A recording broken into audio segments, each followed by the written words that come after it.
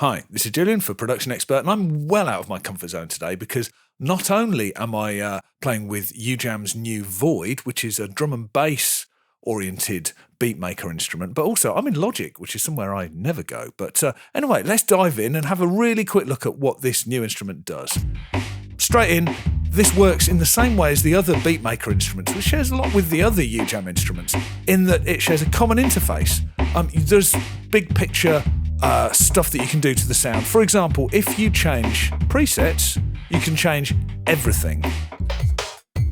So this is processing, it's kit, it's pattern, it's everything. However, we'll come back here and we're on main act. There we go. You can also change kits.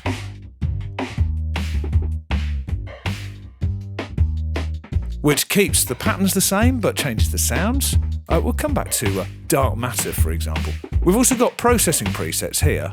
So you can, for example, jump over into here, dial in different amounts of this processing, and take things from there. We were in cave to begin with. You've got some pre-mapped useful tweakability in that you've got the kick and the snare favouring here. We can drop the kick off the pitch wheel or drop the snare. And on the mod wheel, we've got the beat intensity. So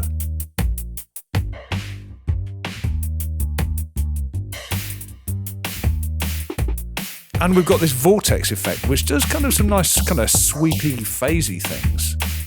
Also, on the master, we've got ambience, saturation, maximization, and sweep, which for this kind of thing I think is really useful.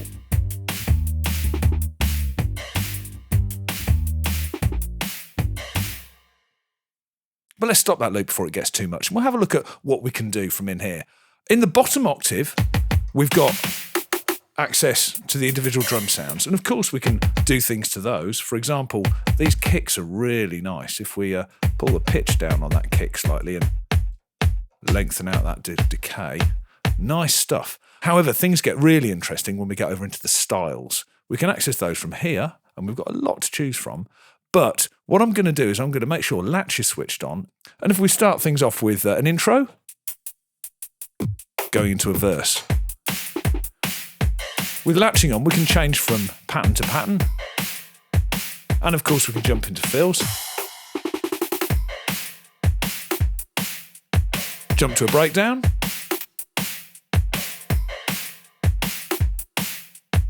And of course, get straight to an ending.